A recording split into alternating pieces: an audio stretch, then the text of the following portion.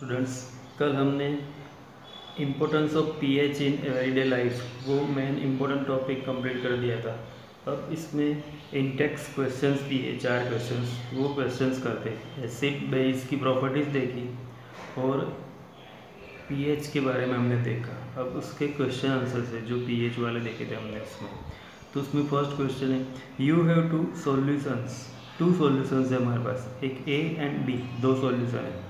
The pH of a solution A is 6 and pH of a solution B is 8। ए वाले solution की pH है 6 और ये 8। हमें पता है कि लेस देन 7 हो तो वो एसिडिक होता है और मोर देन 7 हो तो वो बेसिक, मतलब ए जो है वो एसिडिक सॉल्यूशन है, बी है वो बेसिक सॉल्यूशन है। Which solution has more hydrogen ion concentration and which of this is acidic and which one is basic. तो ए एसिडिक और बी बेसिक हो तो हमें पता है, राइट। और विच हाइड्रोजन आयन, विच किसके अंदर हाइड्रोजन आयन का कॉन्सेंट्रेशन ज़्यादा है, तो जो एसिडिक होता है वो, राइट, जिसकी pH 6 है उसमें हाइड्रोजन आयन का कॉन्सेंट्रेशन ज़्यादा होगा क्योंकि वो एसिडिक है। तो यहाँ पे जो क्वेश्चन का आंसर लिखना है उसमें ये लिखना है कि pH वैल्यू जिसकी 6 है, ए की 6 है, तो therefore it is acidic and higher concentration of hydrogen ions, और इसमें हायर कॉन्सेंट्रेशन है किसका, हाइड्रोजन आयन का। और वो जो कॉन्सेंट्रेशन होता है ना वो एक्चुअली कितना होता है पता है, 6 है ना, 6 तो 10⁻⁻6 मोलर। वो कैसे आया वो बाद में सीखेंगे। उसकी pH 6 है तो 10⁻6 मोलर उसका कॉन्सेंट्रेशन अप्रॉक्स होता है, राइट। और बी जो है बी उसका 10⁻8 मोलर होता है हाइड्रोजन का कॉन्सेंट्रेशन। तो 10⁻6 और 10⁻8 में मोर किसका हुआ ज़्यादा, तो 10⁻6 -6 है तो ये ज़्यादा होता है, ये याद रखना। ये कैसे आया, तो 10⁻6 मतलब 10⁻6 1/10⁻6 हो जाएगा और ये 1/10⁸ हो जाएगा, तो ये ग्रेटर हो गया। तो इसका कॉन्सेंट्रेशन ए का हायर होता है। कैसा होता है, हायर होता है, राइट।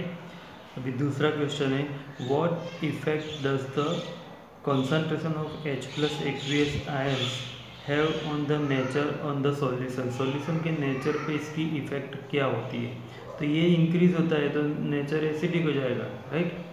तो a solution has higher concentration of H+ aqueous ions more than 10⁻⁻7। इसका कॉन्सेंट्रेशन मोर देन 10⁻⁻7 मतलब फिर -7 से ग्रेटर मतलब 10⁻6 10⁻5 ये हो जाएगा। तो जिसका मोर देन 10⁻7 मोलर होगा इज एसिडिक नेचर, उसका नेचर कैसा होगा, acidic nature. And the solution is lower concentration, अगर इसका कॉन्सेंट्रेशन लोअर होगा कितना, H+ आयन का लेस देन 10⁻6, 10⁻7 से मोर हो तो एसिडिक, लेस देन 10⁻7 मोलर हो तो इट्स बेसिक नेचर। इसका नेचर क्या होगा, बेसिक नेचर। मतलब ये इफेक्ट क्या करेगा कि नेचर एसिडिक है या बेसिक, वो इसके ऊपर डिपेंड करेगा। इसकी जो वैल्यू है pH वो 10⁻7 से ग्रेटर हुई तो एसिडिक, लेस हुई तो बेसिक, ये याद रखना है। Do basic solutions also have H+ ions? If yes, why are these basic? Do basic solution, जो बेसिक सॉल्यूशन होता है उसमें H+ एक्वियस आयंस होता है तो यस OH- होता है बेसिक के लिए, right.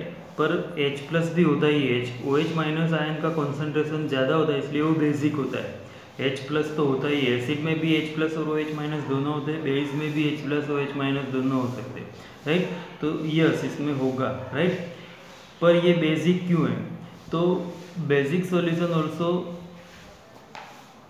Possess H+ ions. Basic solution में H+ आयन तो होता ही है, but due to more number of OH- ions concentration, H+ की कंपेरिजन में OH- आयन ज़्यादा होता है, तो that's why it's basic nature. इसका नेचर जो होता है वो क्यों होता है कि OH- आयन जो होते हैं वो H+ आयन की कंपैरिजन में बहुत ज़्यादा होते तो दोनों है, बट OH- आयन ज़्यादा हो जाए तो नेचर बेसिक होगा और H+ आयन ज़्यादा होगा तो नेचर एसिडिक होगा, राइट।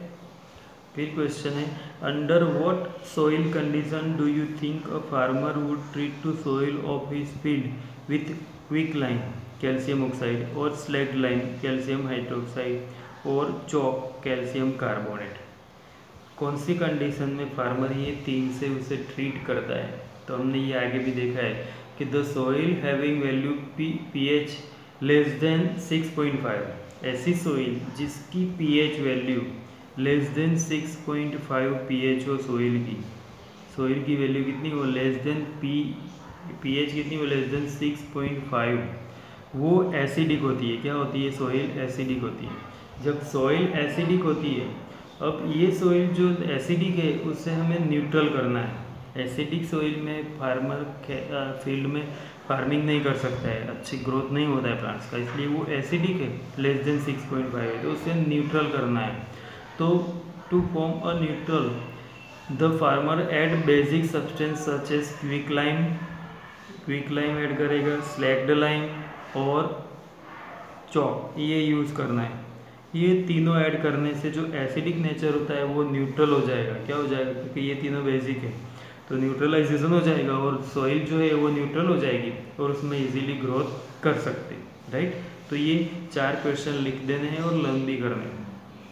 अब एसिड बेस के बारे में तो हमने सीख लिया, पीएच के बारे में सीख लिया।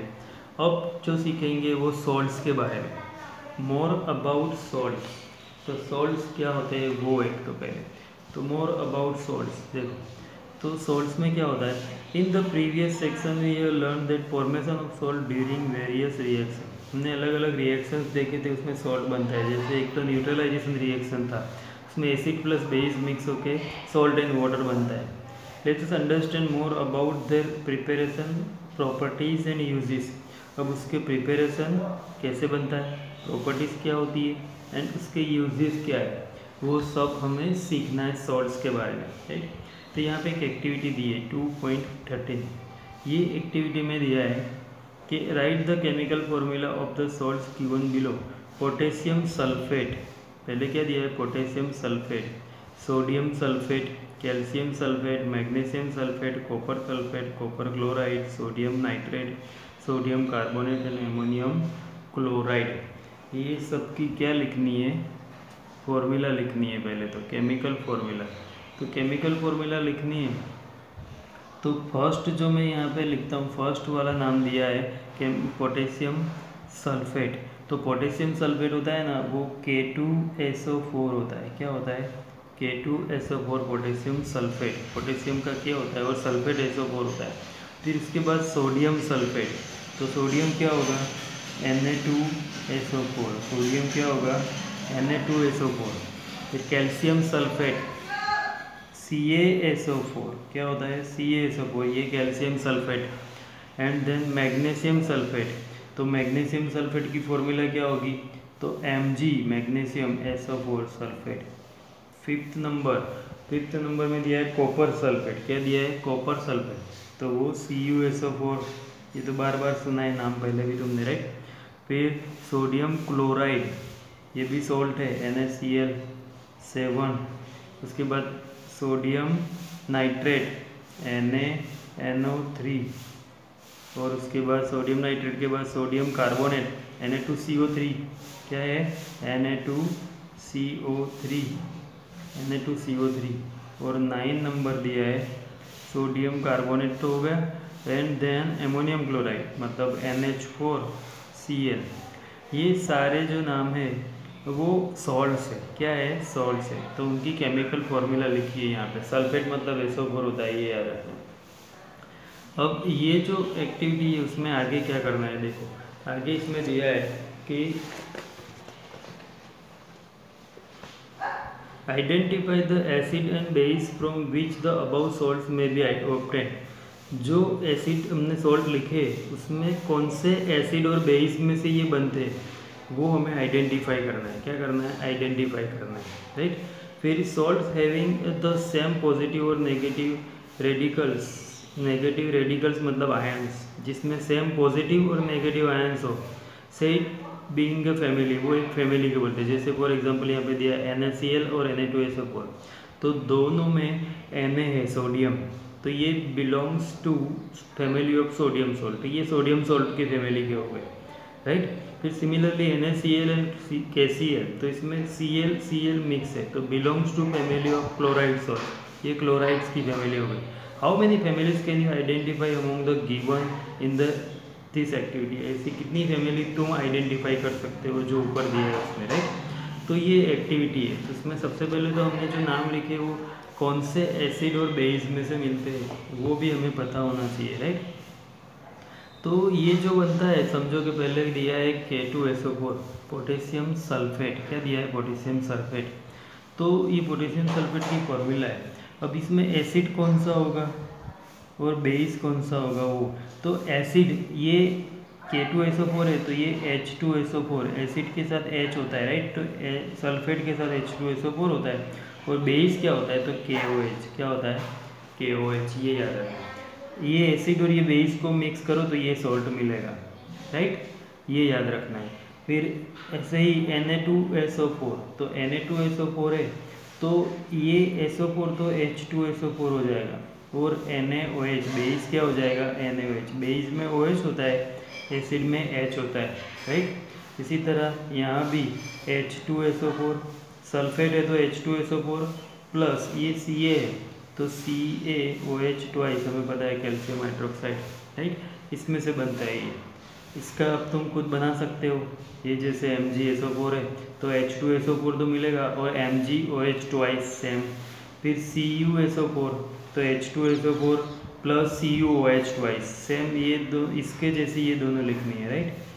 तो ये यहाँ तक एसिड बेस हमने लिखा। फिर नीचे थोड़ा अलग है, देखो NaCl सोडियम क्लोराइड दिया है, तो इसमें एसिड कौन सा लेंगे, तो ये NaCl है तो Cl के साथ HCl हो जाएगा, और Na के साथ NaOH, ये बेस हो जाएगा, ये एसिड और ये बेस। NaNO3 में भी यही हो जाएगा, NaNO3 में भी बेस तो NaOH ही हो जाएगा, और HNO3 एसिड हो जाएगा। एसिड में H होता है और बेस में OH होता है, ये याद रखना है। इसी तरह फॉर्मूलाज बनानी है। Na2CO3 में सीधे हम बना सकते हैं, तो Na2CO3 तो H2CO3 कार्बनिक एसिड बनेगा प्लस NaOH, ये याद रखना, राइट। फिर NH4Cl में एसिड HCl, NH4, तो ये एसिड और बेस कैसे बनते हैं वो हो गया। इसमें फैमिलीज क्या होती है, तो फैमिलीज तो अभी हमने देखा कि जो उसमें पॉजिटिव और नेगेटिव आयन सेम होता है वो सेम फैमिली से बिलोंग करता है, राइट, सेम फैमिली से बिलोंग करता है। हमने जैसे देखा सॉल्ट में, तो यहाँ पे ये Na वाले जितने भी NaCl, NaNO3, Na2CO3, NH4Cl, तो ये भी सारे क्या है, सोडियम की फैमिली से बिलोंग्स करते हैं, सोडियम की फैमिली से बिलोंग करते हैं। किसकी फैमिली से बिलोंग करते हैं, सोडियम की फैमिली से बिलोंग करते हैं, राइट। तो ये जिसमें पॉजिटिव और नेगेटिव आयन, Cl से कॉमन हो तो क्लोराइड की फैमिली हो गई, H हो तो उसकी फैमिली हो गई, राइट। तो ये एक्टिविटी में हमने सिर्फ यही करना था।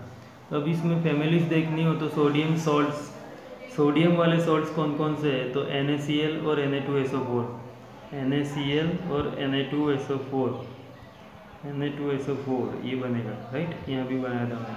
तो ये NaCl और Na2SO4 सोडियम की फैमिली हो गई। क्लोराइड सॉल्ट्स तो NaCl, KCl वो। फिर मैग्नीशियम सॉल्ट भी होता है तो MgCl2 MgSO4, MgCl2 MgSO4, ये मैग्नीशियम के सॉल्ट हो गए। तो ये एक्टिविटी यहाँ पे कंप्लीट होती है, राइट। अब आगे बढ़ते हैं, देखो activity 2.14 pH of salts. Collect the following salt samples. ये सॉल्ट सैंपल्स हैं sodium chloride, potassium nitrate, ammonium chloride, zinc sulphate, copper sulphate, sodium acetate, sodium carbonate and sodium hydrogen carbonate. Some other salts available can also be taken. Check their solubility in water. उनकी water, distil water में solubility check करनी है। Check the action of this solution on litmus and find the pH of using pH paper। उसकी litmus पे effect and उसकी pH find करनी है using pH paper से। Which of the salts are acidic, basic और neutral। कौन से acid है, कौन से बेस है और कौन से न्यूट्रल है वो, और आइडेंटिफाई द एसिड और base used from the salts. अब report your observation in table 2.4। 2.4 में हमने जो आगे मतलब जितने भी सॉल्ट्स लिखे उसके बारे में यहाँ पे भी करना है, राइट। तो देखो अभी यहाँ पे सबसे पहले तो हमने सॉल्ट लिखा था सोडियम क्लोराइड, पहले कौन सा मिला था, सोडियम क्लोराइड सॉल्ट्स मिला था, कौन सा था, सोडियम क्लोराइड NaCl। अब इसकी पानी में सॉल्युबिलिटी क्या होती है, तो ये सॉल्यूबल होता है, क्या होता है, सॉल्यूबल, सॉल्युबिलिटी क्या होती है, सॉल्युबिलिटी इन वाटर, तो ये पानी में वाटर में सॉल्यूबल होता है, ये सॉल्यूबल होता है और उसकी pH अप्रोक्सीमेट क्या होती है, 7, सॉल्ट है तो वो 7 अप्रोक्सीमेट, एसिडिक, बेसिक और न्यूट्रल, तो ये क्या हो जाएगा, न्यूट्रल, क्या हो जाएगा, न्यूट्रल। और इसमें एसिड कौन सा है, तो एसिड HCl और बेस NaOH, वो याद रखना है, एसिड HCl और बेस NaOH, ये याद रखना है। ऐसे 3-4 का मैं दे देता हूँ, बाकी तुम्हें करना है।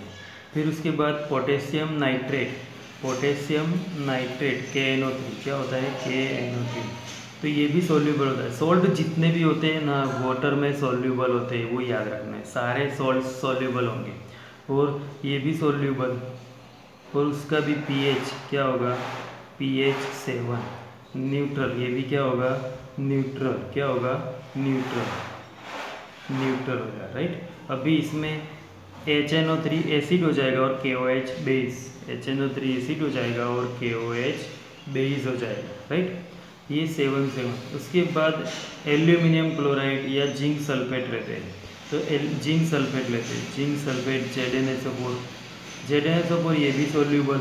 अभी जिंक सल्फेट है वो <7 होता है, क्या होता है, <7, तो <7 होते वो क्या हो जाएगा, एसिडिक, <7 हो तो एसिडिक हो जाएगा, राइट। अब एसिडिक हो जाएगा, अब इसमें सॉल्ट में क्या क्या होगा, तो इसमें ZnOH4 ट्वाइस और ये H2SO4 एसिड, अभी हमने देखा था वैसे ये H2SO4 एसिड होगा और ZnOH ट्वाइस, ये हो गया <7, राइट।